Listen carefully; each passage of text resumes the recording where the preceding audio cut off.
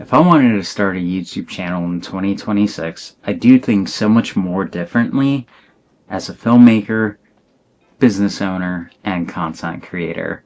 So let's get into it. Hi, my name's Augie Rodriguez.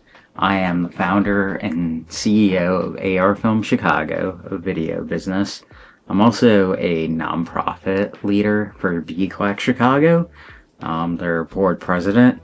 And in today's video, I'm going to be talking about what I would do differently to create a channel in 2026. Just to give you some context, I've been posting videos on here since like 2017, 2018. So if you're a filmmaker or a creator, this video is for you.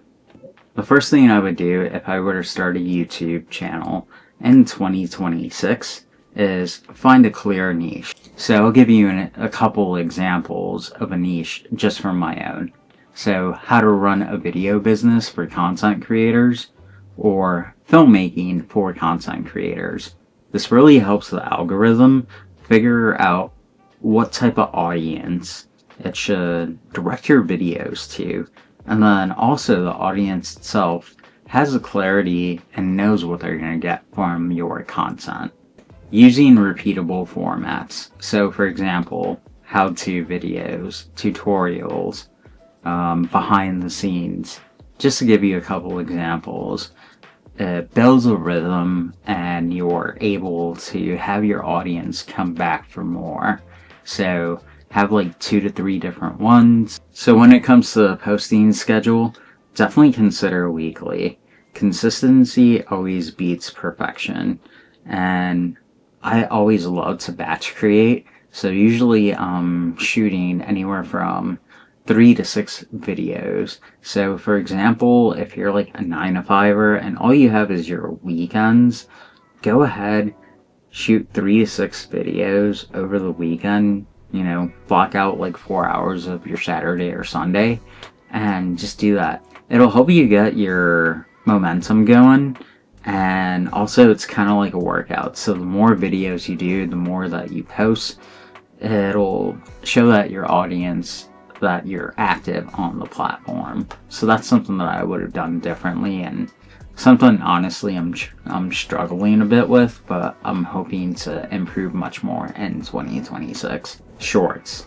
So for shorts, I would say use them for discovery, and then people will see your shorts and they'll want to see your long form content. It's great, and it was huge in 2025. I kind of regret that I did not take more advantage of creating shorts, but I plan on doing that in 2026 with my own content. So that's something that you want to keep in mind. The next thing is making evergreen content. So this is content where you're gonna have views for months, if not years.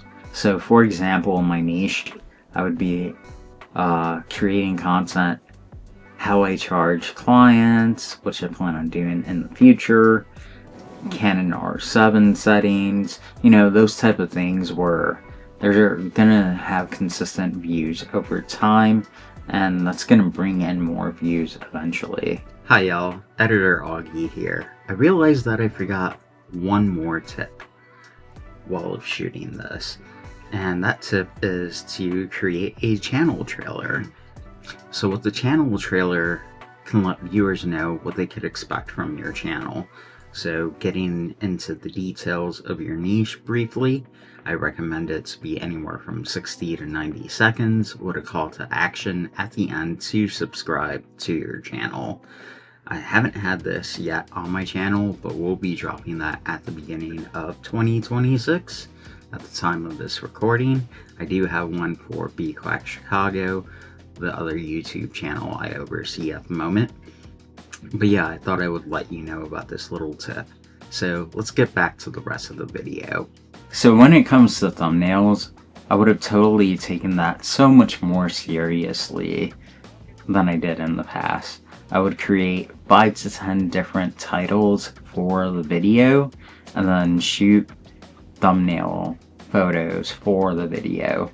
A thumbnail can make or break your video, so make sure you keep that in mind when you're trying to start your YouTube channel in 2026. Be more personal.